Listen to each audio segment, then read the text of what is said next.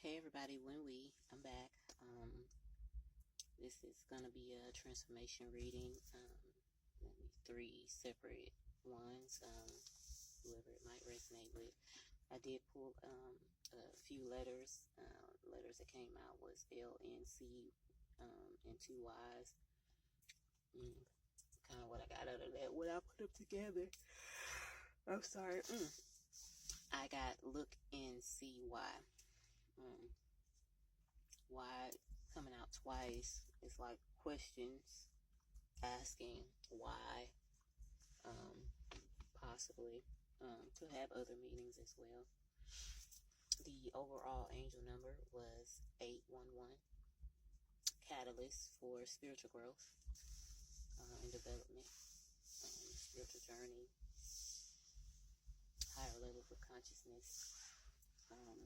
And also the overall energy when I looked up in the crystals was, of course, clear quartz, which can be used for anything you activate it for, 111 on a timer, as well as looking into your chakras, making sure that they're open, balanced, and in working order, as well as personal growth, being as overall energy. Moving forward, I'm dropping stuff, but anyway, blockages removed by the divine as you transform.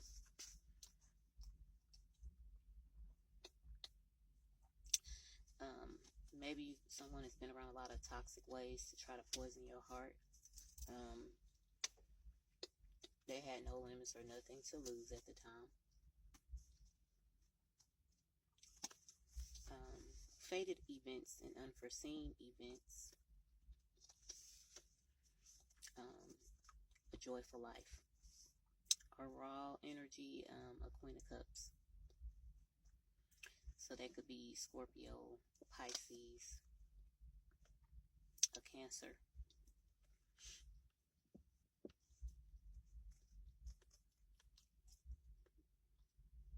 And I'm just taking a pause mentally, just wrapping that, around my head, in my head, just thinking of it. It's like, look and see why.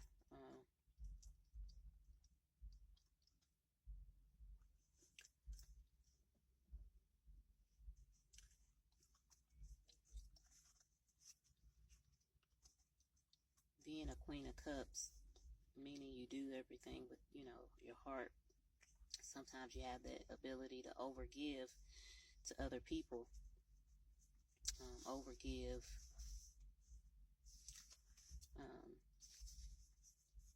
Be around a lot of people because they know you have an open heart.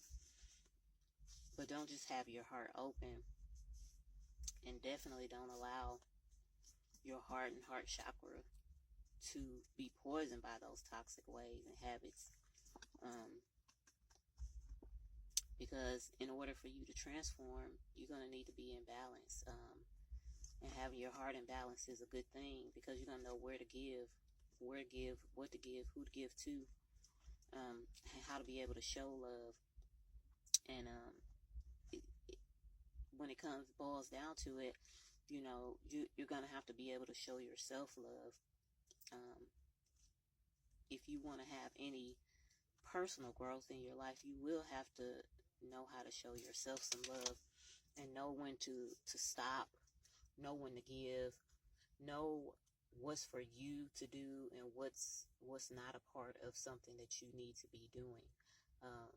And look for it. You may have to look and search. It may be some work involved to transform, to get yourself seated where your heart is, you're balanced in what you do. You're not just looking at it because it pulls on your heartstrings to do it.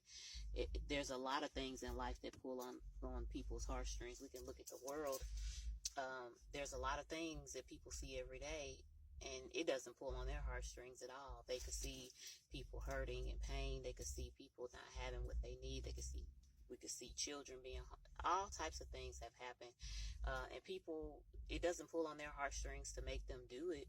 Not when it's up against them being okay and safe and okay. Not to say that you go to that extreme where you don't see anything and that you're numb, but you need to learn how to balance out what you're giving and how you're using your heart. And are you overextending yourself? Are you getting enough rest? Are you treating yourself with that kindness? Are you giving love to the people that have real love for you, not fake love, not conditional love, not love when I can get something from you, when I can get something out of you because you can do this, because you can do that. Performative love. Real love, people that show real love to you. And in order for you to know what real love is, you have to first love yourself. You got to love yourself enough to not allow yourself to be harmed or put in harmful situations over and over again. You got to love yourself enough to take care of yourself, eat right, get rest. You got to love yourself enough to know that not everybody you need to be around. Not every situation is for you to poke your nose in.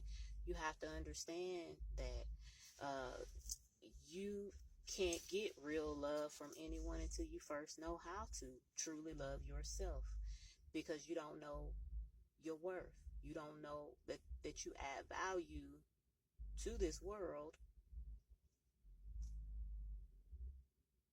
You don't even know what you add to it. You don't know who you are. How can you love something that you don't even know who it is, what it needs, what it wants, what's its purpose? If you don't even know those things, if you can't even sit in a room by yourself for more than a few minutes, if you can't be single for a while, if you're not able to do things on your own,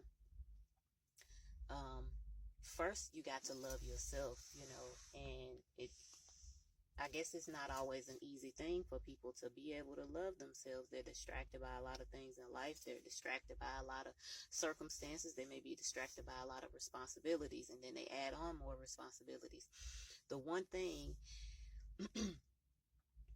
that I think a lot of people and families get wrong is this: if I haven't had the ability to grow up and learn myself, and if I have a relationship, I solely have that relationship due to the fact because I want that relationship. I have learned enough about myself. I want that relationship. And yes, I'm going to bring up having children, the idea of having children. If you have a child and you've not had the time to get to know yourself for a good long while, and even some people that have plenty of time to get to know themselves for a good long while, or what we think is a good long while, may not be enough for that person. So sometimes we pass down a lot of things because we move so fast that we don't even know how to love ourselves yet, let alone love another human being and bring someone else into the world. We haven't even learned to love ourselves. We haven't even learned that there are things that have been done wrong. We haven't learned that there are things that we're doing wrong. But yet we may have children and we already have passed those negative things on down to them. And now they're our responsibility. And now we have work responsibility and spouse responsibility and all these different things. And we think what love is, and being a loving person to another person, is all up in their space, all up in their in what they got going on so much, trying to show, go this way, go. That is not love. That is actual Jezebel spirit. People think Jezebel spirit is a woman that's looking good. No, a woman that's looking good and taking care of herself. She loves herself and she loves people and she has a good balance between what she does and doesn't do.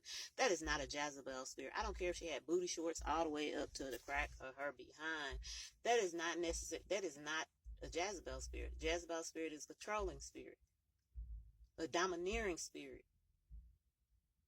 a spirit of control. I want to control things that ain't even in my control, even if it's wrong, to take somebody else down.